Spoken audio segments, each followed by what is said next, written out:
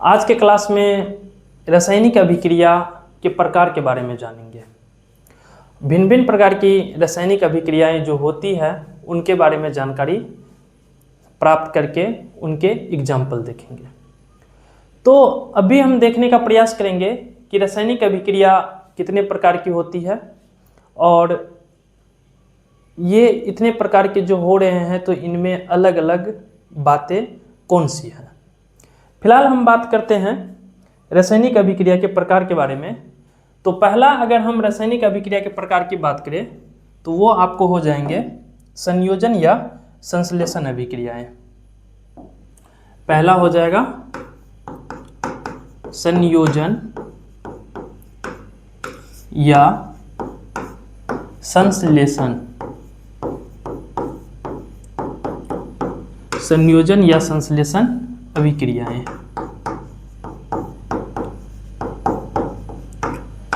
दूसरा रासायनिक अभिक्रिया की हम बात करें तो वो हो जाएंगे वियोजन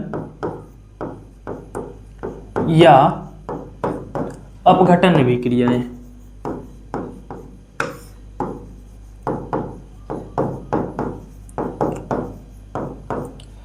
तीसरा का हम बात करें तो तीसरा हो जाएंगे वैद्युत अपघटन अभिक्रियाएं।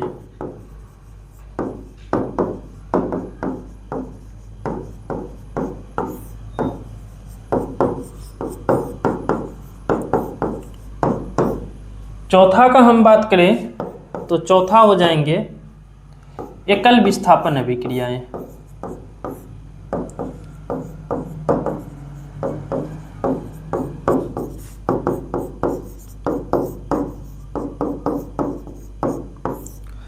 पांचवा का बात करें तो पांचवा हो जाएगा द्विविस्थापन अभिक्रियाएं।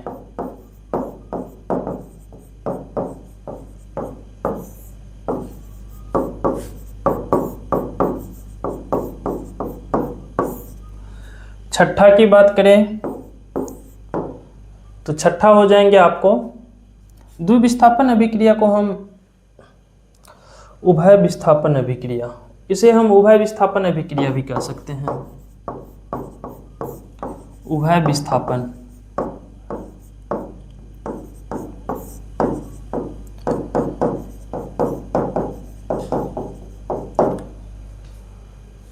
आगे हम बढ़े तो आगे हो जाएगा अवक्षेपण अभिक्रिया। भिन्न भिन्न प्रकार के ढेर सारी होती है अवक्षेपण अभिक्रियाएं।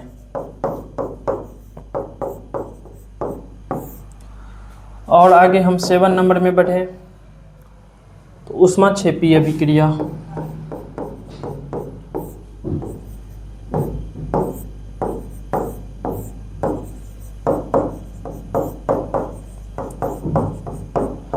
एट नंबर में अगर चले तो ऊष्माशोषी अभिक्रिया।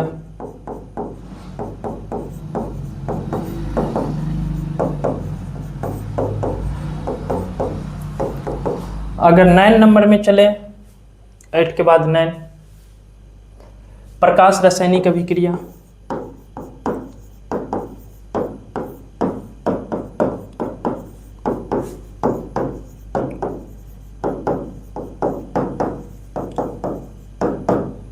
अगर आगे देखें और प्रकाश रासायनिक अभिक्रिया के बाद और हम देखें तो आपको उदासीनीकरण अभिक्रिया, उदासीनीकरण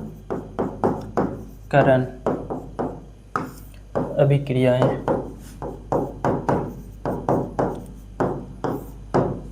और आगे हम बढ़ें 11 नंबर में हम दहन पढ़ेंगे। और जानकारी के लिए हम बता दें कि दहन भी एक प्रकार से रासायनिक अभिक्रियाएं हैं। आज गर्मी बहुत है इसीलिए थोड़ा सा फेस सब पर पसीना होंगे। खैर कोई नहीं, इतनी गर्मी है तो क्या हुआ, निकल जाएंगे बहुत आगे मंजिल के करीब। इतनी गर्मी में हम पढ़ा सकते हैं, सारी चीज़ कर सकते हैं, आप लोग भी पढ़ सकते हैं। आप लोग तो पंखे के नीचे पढ़ेंगे, हम तो यहाँ पंखा चला भी नहीं सकते हैं। अगर पंखा अभी हम चलाएंगे तो साउंड कुछ ज़्यादा डिस्टर्ब करेगा जिससे कि आप तक सही साउंड नहीं पहुंच पाएगी, इसीलिए हमें करना पड़ेगा। खैर कोई नहीं, बने हुए हैं आप लोगों के साथ। और जब तक हैं तब तक कोई दिक्कत नहीं है। तो फिलहाल हम यहाँ पे चर्चा कर लेंगे अगर रासायनिक अभिक्रिया के प्रकार के बारे में। तो रासायनिक अभिक्रिया के प्रकार लगभग हम 10 प्रकार के देख रहे हैं यहाँ पे। संयोजन या संश्लेषण अभिक्रिया, दूसरा है वियोजन या अपघटन अभिक्रिया, तीसरा है विद्युत अपघटन अभिक्रिया, चौथा का बात करें तो एकल विस्थापन अभिक्रिया, पांचवा की बात करें तो द्विविस्थापन अभिक्रिया, छठा की बात करें तो यह है अवक्षेपण अभिक्रिया, सातवां की बात करो तो ऊष्माक्षेपी अभिक्रिया, आठवां की बात करें तो आठवां है ऊष्माशोषी अभिक्रिया। अगर 9 नंबर पे हम चले और देखें तो यह है प्रकाश रासायनिक अभिक्रिया, 10 नंबर में देखें तो उदासीनीकरण अभिक्रिया। दहन के बारे में अगर हम कहें तो दहन भी आपको रासायनिक अभिक्रिया के प्रकार के अंतर्गत ही आ सकते हैं, ये भी एक तरह से रासायनिक अभिक्रिया ही है। फिलहाल हम चलेंगे पहला नंबर टॉपिक पे, संयोजन या संश्लेषण अभिक्रिया क्या है। तो देखिए संयोजन या संश्लेषण वर्ड में ही छिपा हुआ है डिफिनेशन। संयोजन, संयोजन का मतलब हो रहा है मिलना, संयोजन का अर्थ हो रहा है मिलना, अतः हम कह सकते हैं 2 या 2 से अधिक पदार्थों का मिलना। संयोजन अभिक्रिया अकेले नहीं होंगे, इसमें एटलीस्ट कम से कम 2 पदार्थ रहने चाहिए। 2 पदार्थ मिल करके जो 2 या 2 से अधिक या अकेले सिंगल या डबल या उनसे भी अधिक प्रतिफल के रूप में प्राप्त हो सकते हैं। लेकिन अभिकारक के रूप में अगर हम बात करें तो कम से कम 2 पदार्थ होनी चाहिए, इससे अधिक भी पदार्थ हो सकती है। तो संयोजन का अर्थ ही होता है कम से कम 2 पदार्थों का मिलना। तो संयोजन या संश्लेषण, अगर हमसे कोई पूछे कि संयोजन या संश्लेषण अभिक्रिया क्या है तो हम आसानी से कह सकते हैं कि ऐसी रासायनिक अभिक्रिया, वह रासायनिक अभिक्रिया जिसमें 2 या 2 से अधिक पदार्थ आपस में अभिक्रिया कर एटलीस्ट 2 पदार्थ होनी चाहिए अभिकारक में, एटलीस्ट कम से कम। अगर 2 पदार्थ अभिकारक में नहीं है तो हम उसे संयोजन या संश्लेषण अभिक्रिया नहीं कहेंगे, कम से कम 2 होनी चाहिए। पहला पहचान, अगर कोई भी कहेंगे कि बताइए ये संयोजन या संश्लेषण अभिक्रिया है तो पहला चीज हम खोज करेंगे कि अभिकारक में 2 पदार्थ है या नहीं है। अगर तो है तो हो सकता है संयोजन, नहीं भी हो सकता है, लेकिन पहला कंडीशन है कम से कम 2 होना चाहिए।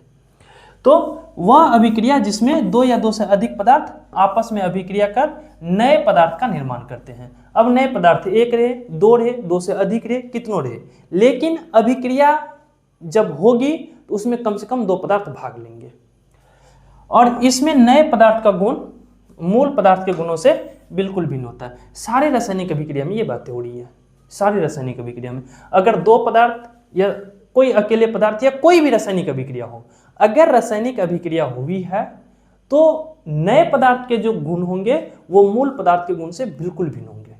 बिल्कुल, मतलब जो पदार्थ हम मिला रहे हैं या अभिकारक के रूप में जो पदार्थ है और उन्हीं से जो नए पदार्थ प्रतिफल के रूप में प्राप्त हुए हैं उनके गुण मूल पदार्थ मतलब अभिकारक, इनसे बिल्कुल भिन्न होते हैं उनके गुण। तो इसमें भी यही बातें लिखा हुआ है कि नए पदार्थ का जो गुण होते हैं वो मूल पदार्थ के गुणों से बिल्कुल भिन्न होते हैं। तो सिंपल भाषा में हम कह सकते हैं संयोजन या संश्लेषण अभिक्रिया के बारे में कि ऐसी रासायनिक अभिक्रिया जिसमें 2 या 2 से अधिक पदार्थ आपस में संयोग करके नए पदार्थ का निर्माण करते हैं, संयोजन या संश्लेषण अभिक्रिया कहलाती है। जैसे एग्जाम्पल के रूप में हम देख सकते हैं कार्बन एवं ऑक्सीजन के बीच अभिक्रिया C+O2। आप देखिए यहाँ पे दो पदार्थ है, कार्बन और ऑक्सीजन, संयोग किया, संयोग होकर के बना है CO2। ये जो अभिक्रिया है ये है संयोजन या संश्लेषण अभिक्रिया। यहाँ पर देख सकते हैं आपस में यहाँ पर कार्बन और ऑक्सीजन का संयोग हो रहा है। अगर इसे हम छोटा करना चाहें हो सकता है छोटा। यहाँ देख सकते हैं आप कार्बन और ऑक्सीजन आपस में संयोग करके कार्बन डाइऑक्साइड बना रहा है C+O2 that gives CO2। आगे अगर हम बढ़े और सब भिन्न भिन्न प्रकार की देख सकते हैं संयोजन या संश्लेषण अभिक्रियाएं। जैसे कि दूसरा एग्जांपल देख सकते हैं मैग्नीशियम एवं ऑक्सीजन के बीच अभिक्रिया।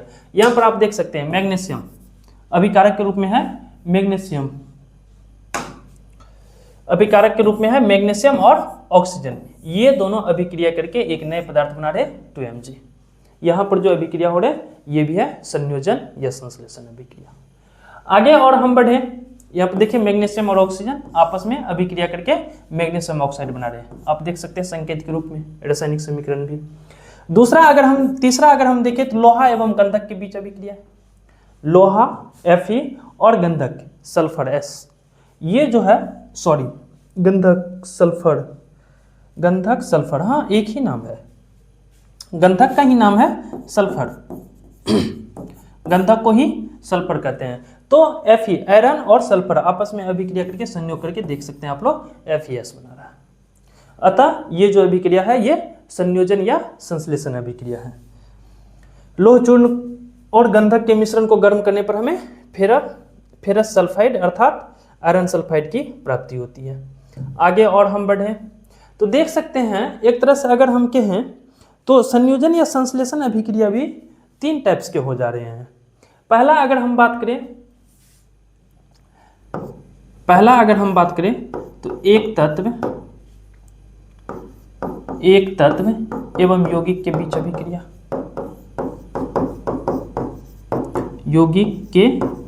अभिक्रिया, दूसरा अगर हम बात करें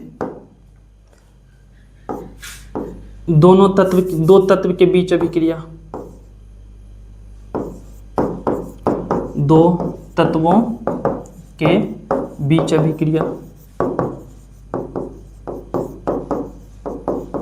तीसरा अगर हम बात करें तो तीसरा हो सकते हैं 2 यौगिकों के बीच अभिक्रिया,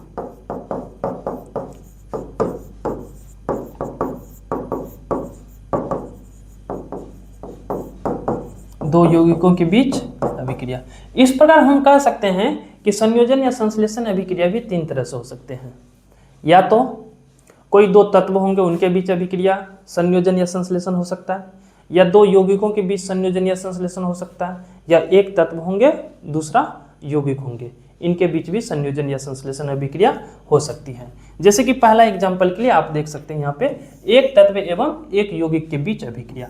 इसमें जो संयोजन होगा एक कोई तत्व होंगे। तत्व की अगर हम बात करें तो टोटल 118 तत्व हैं, उनमें से कोई एक सॉलिड तत्व हो सकता है, सॉलिड तत्व, वो किसी यौगिक के फॉर्म में नहीं होंगे, किसी अलग चीज़ों के फॉर्म में नहीं होंगे, वो सॉलिड तत्व होंगे। और दूसरा जो जिनके साथ वो संयोग करेंगे वो जो होंगे वो कोई यौगिक होंगे। तो आप देख सकते हैं यहाँ पे कार्बन मोनोऑक्साइड आपको एक यौगिक हो गया, CO कार्बन मोनोऑक्साइड। और ऑक्सीजन जो है ये प्रॉपर आपको एक तत्व हो गया और ये गैस के रूप में है, ओनली गैस के रूप में, इनके बीच अभिक्रिया हो रहा है। तो देखिए कार्बन मोनोऑक्साइड और ऑक्सीजन गैस आपस में अभिक्रिया करके कार्बन डाइऑक्साइड की निर्माण कर रहा है। इस प्रकार हम कह सकते हैं यह जो अभिक्रिया है एक तत्व एवं एक यौगिक के बीच का अभिक्रिया है। और हम अगर आगे बढ़ें तो आगे हम देख सकते हैं दूसरा सल्फर डाइऑक्साइड एवं ऑक्सीजन के बीच अभिक्रिया। सल्फर डाइऑक्साइड एक यौगिक है और ऑक्सीजन एक तत्व है जो कि गैस के फॉर्म में है। ये अभिक्रिया करके संयोग करके सल्फर ट्राइऑक्साइड का निर्माण कर रहा है, 2SO2 + O2 that gives 2SO2। अगर हम आगे बढ़ें 2 या 2 से अधिक यौगिकों के बीच अभिक्रिया, हम बताएं कि ये 3 तरह के हो सकते हैं। या तो 2 तत्व के बीच अभिक्रिया होगा, या एक तत्व एक यौगिक के बीच अभिक्रिया होंगे, या 2 या 2 से अधिक यौगिकों के बीच अभिक्रिया होगी। आगे जो हम देख रहे हैं वो है 2 या 2 से अधिक यौगिकों के बीच अभिक्रिया। पहला ये देख लीजिए कैल्शियम ऑक्साइड CaO और जल तो आप लोग जानते हैं H2O, इनके बीच जो अभिक्रिया हो रही है तो CaO + H2O अभिक्रिया करके बना रहे CaOH का Hall2S, CaOH का Hall2S। ये देखिए आपस में संयोग हो रहा है। ये जो अभिक्रिया है ये संयोजन या संश्लेषण अभिक्रिया है। आगे और हम बढ़े, आगे अगर हम बढ़े तो देख सकते हैं इस प्रकार संयोजन या संश्लेषण अभिक्रिया के सारे प्रकार देख लिए। एक तरह से आप लोग बोलेंगे सर एक चीज का डिस्कस आपने नहीं किया कि एक जो हम बताए थे कि 2 तत्वों के बीच अभिक्रिया, 2 तत्वों के बीच अभिक्रिया। तो 2 तत्वों के बीच भी अभिक्रियाएं हो सकती है। जैसे कि एक एग्जांपल इससे पहले हम लोग देख चुके थे डिफिनेशन में ही, Fe+S आयरन और सल्फर के बीच अभिक्रिया, ये अभिक्रिया करके बनाते हैं FeS। ये अभिक्रिया करने के फलस्वरूप बनाते हैं, जो कि इस तरह की अभिक्रिया हम लोग डिफिनेशन में ही देखे थे, आप लोग देख सकते हैं यहाँ पर, जस्ट हम चर्चा किए थे। किधर गया, ये देख सकते हैं आप, लोहा एवं गंधक के बीच अभिक्रिया Fe+S, ये भी आपको तत्व हो गया, ये भी आपको तत्व हो गया, अभिक्रिया करके बनाया था FeS। इस प्रकार के हम तीनों तरह के संयोजन अभिक्रिया को देख चुके हैं। अगर हम संयोजन अभिक्रिया की बातें करें तो निश्चित रूप से हम कह सकते हैं कि ऐसी रासायनिक अभिक्रिया जिसमें दो या दो से अधिक तत्व आपस में संयोग करके एक भिन्न गुण वाले नए पदार्थ का निर्माण करते हैं, ठीक ना। तो एक आपस में अभिक्रिया करके नए पदार्थ का निर्माण करते हैं। तो जितने भी एग्जाम्पल देखें लगभग सब में देखें कि एक ही प्रकार के, मतलब अभिक्रिया करके जो नए पदार्थ का निर्माण कर रहे हैं वो एक पदार्थ का निर्माण हो रहा है। निश्चित रूप से हम देख रहे हैं कि दो पदार्थ मिल रहे हैं, एटलीस्ट दो पदार्थ मिल रहे हैं और एक नए पदार्थ का निर्माण हो रहा है। इस तरह की जो भी अभिक्रिया हम देखेंगे तो इसे कौन सा अभिक्रिया कहेंगे, संयोजन या संश्लेषण अभिक्रिया। इस प्रकार संयोजन या संश्लेषण अभिक्रिया को शायद आप लोग समझ चुके होंगे। फिर हम आगे बढ़ेंगे वियोजन या अपघटन अभिक्रिया पर।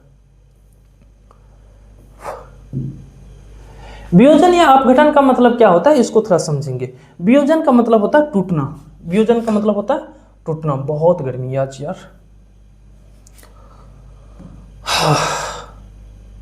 वियोजन का मतलब होता है टूटना।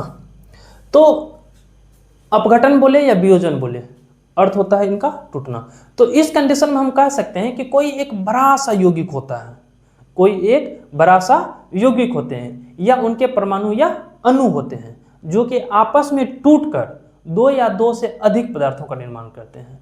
तो इस प्रकार की जो अभिक्रिया होती है इस अभिक्रिया को हम वियोजन या अपघटन अभिक्रिया कहते हैं। जैसे कि एग्जाम्पल के रूप में CaCO3 ये वियोजित होकर के अर्थात अपघटित होकर के दो पदार्थ बनाते हैं CaO और CO2। देखेंगे अपने लोग डिफिनेशन जो हम लिख करके आए हुए हैं। वियोजन या अपघटन अभिक्रिया, थोड़ा ज़्यादा बड़ा हो गया, नहीं थोड़ा छोटा हो जाओ भाई, छोटा हो जाओ, छोटा हो जाओ, ये एक प्रॉब्लम हो जाती है। देख सकते हैं वियोजन या अपघटन अभिक्रिया वैसी रासायनिक अभिक्रिया जिसमें किसी यौगिक के बड़े अणुओं के टूटने से, अर्थात कोई यौगिक है उनके बड़ा अणु है, उनके टूटने से दो या दो से अधिक सरल यौगिक बनते हैं। तो यह अभिक्रिया वियोजन या अपघटन अभिक्रिया होती है। इस अभिक्रिया में सिंपल भाषा में हम कहें जैसे कि ये बड़ा सा अणु है तो ये टूटेंगे छोटे छोटे अणु में, छोटे छोटे में दोगों में टूट जाएंगे या इससे अधिक में भी टूट सकते हैं। इस प्रकार की जो अभिक्रिया हम देखने को मिलेगा हमें उसको कहेंगे वियोजन या अपघटन अभिक्रिया। संयोजन अभिक्रिया जस्ट देखें अभी, जिसमें हम क्या देखें, कम से कम दो यौगिक, दो तत्व या एक यौगिक एक अणु होते थे, वो आपस में जुड़ते थे और एक बड़े यौगिक का निर्माण कर लेते थे। इसमें हम क्या देख रहे हैं, वियोजन या अपघटन, जस्ट उनका अपोजिट हो रहा है, जस्ट उनका अपोजिट। इसमें बड़े अणु होते हैं वो टूटते हैं दो या दो से अधिक छोटे अणुओं में। तो इस प्रकार की जो भी अभिक्रिया देखेंगे इसको हम कहेंगे वियोजन या अपघटन अभिक्रिया। आगे हम देख रहे हैं, इसे हम समझ चुके हैं, वैसी रासायनिक अभिक्रिया जिसमें किसी बड़े अणुओं के टूटने से दो या दो से अधिक सरल यौगिक का निर्माण होते हैं। तो ये जो अभिक्रिया होंगे वो वियोजन या अपघटन अभिक्रिया कहलाएगी। अभिक्रिया के फलस्वरूप जो नए पदार्थ बनते हैं उनके गुण मूल गुणों से बिल्कुल भिन्न होते हैं। ये सारे रासायनिक अभिक्रिया में होती। इस लाइन को तो आप हमेशा याद रखेंगे, ये लाइन आपको किसी भी रासायनिक अभिक्रिया के डिफिनेशन में काम पड़ जाएगी। किसी भी रासायनिक अभिक्रिया में आप आसानी से ये लाइन लगा सकते हैं। कोई भी रासायनिक अभिक्रिया का डिफिनेशन लिखे आप ये लाइन एक लिख सकते हैं एक्स्ट्रा। ये बातें सबके लिए सत्य हैं। अभिक्रिया के फलस्वरूप जो नए यौगिक बनते हैं उनके गुण मूल यौगिक के गुणों से बिल्कुल भिन्न होते हैं। जैसे एग्जाम्पल के रूप में हम देख सकते हैं, अभी चर्चा भी की, CaCO3 that gives CaO plus CO2 carbon dioxide gas के रूप में निकल रही है। ये जो एरो का साइन है ना, आगे चर्चा करेंगे, बहुत इंपॉर्टेंट है ये एरो का साइन, ठीक ना। तो आगे बढ़ते हैं हम, जिसमें कि देख रहे हैं आप लोग कैल्शियम कार्बोनेट को गर्म करने पर, गर्म जब भी करते कैल्शियम कार्बोनेट को तो ये कैल्शियम ऑक्साइड CaO और कार्बन डाइऑक्साइड CO2 गैस बनाती है। दूसरा एग्जाम्पल हम लोग देख सकते हैं पोटेशियम का अपघटन। पोटेशियम का अपघटन नहीं था क्या, देख लेते हैं, विद्युत अपघटन है, पोटेशियम का अपघटन है तो भाई इसी में है, थोड़ा सा छोटा करना पड़ेगा, हो जो भाई छोटा। हाँ देख सकते हैं आप लोग यहाँ पोटेशियम अपघटन, पोटेशियम का अपघटन, पोटेशियम क्लोरेट का अपघटन KClO3, KClO3 ये पोटेशियम क्लोरेट है, इनका नाम जो है पोटेशियम क्लोरेट। ये अपघटित होकर के बनता है KCl प्लस KCl3O2। देखिए एक बड़ा सा अणु था KClO3 का, ये टूट गया दो ठो में, KCl और O2 में। आगे अगर हम बढ़े तो आगे हमारा अभिक्रिया होगा विद्युत अपघटन अभिक्रिया। देखिए लगा हुआ ही है, इसमें नाम ही है भाई, विद्युत और ये अपघटन, दोनों का अर्थ आप लोग जानते होंगे। विद्युत का संबंध विद्युत धारा से है, विद्युत का हमारा संबंध विद्युत धारा से है, और अपघटन के अर्थ तो अभी जस्ट समझे आप लोग। अपघटन मतलब टूटना, अर्थात ऐसी रासायनिक अभिक्रिया जिसमें विद्युत धारा की वजह से अपघटित होता है कोई पदार्थ, अर्थात वो टूटते हैं। तो इस प्रकार की जो रासायनिक अभिक्रिया होंगे वो विद्युत अपघटन अभिक्रिया कहलाएगी। जैसे कि हम डिफिनेशन जो लिख के आए देख सकते हैं आप लोग, वैसी रासायनिक अभिक्रिया या वैसी अभिक्रिया जिसमें कुछ धातुओं के द्रवित ऑक्साइड, मतलब ये अभिक्रिया ऐसे नहीं हो जाती है, इसमें जो पदार्थ लेते हैं, यौगिक लेते हैं, तत्व लेते हैं, ये द्रवित रूप में रहती है। द्रवित मतलब ऐसे लिक्विड के फॉर्म में ले लेते हैं, और वो होते हैं धातु के ऑक्साइड रहते हैं, और क्लोराइड से। और ऐसा नहीं कि केवल धातु के ऑक्साइड रहते हैं, धातु के क्लोराइड भी लेते हैं। तो वैसी रासायनिक अभिक्रिया जिसमें धातु के द्रवित ऑक्साइड और क्लोराइड से विद्युत धारा को प्रवाहित करने पर, और उनसे जब हम विद्युत धारा प्रवाहित करते हैं तब वे अपघटित हो जाते हैं। जब इसमें विद्युत धारा प्रवाहित करते हैं तो वे दोनों अपघटित हो जाती हैं, तब जो यह प्रक्रिया होता है इसी को विद्युत अपघटन अभिक्रिया कहते हैं। जैसे कि देख सकते हैं कोई भी मतलब CaO हो गया, ये एक यौगिक है कैल्शियम ऑक्साइड, और ये धातु के ऑक्साइड है। तो इस तरह से ये जो धातु के ऑक्साइड हैं तो इन्हें द्रवित रूप में ले लेंगे, और उनमें अगर विद्युत धारा के कैथोड और एनोड दोनों को देंगे तो ये दोनों अलग अलग हो जाएंगे, कैल्शियम धातु अलग, ऑक्सीजन गैस अलग। तो इस प्रकार की जो अभिक्रिया होगी ये विद्युत अपघटन अभिक्रिया कहलाएगी।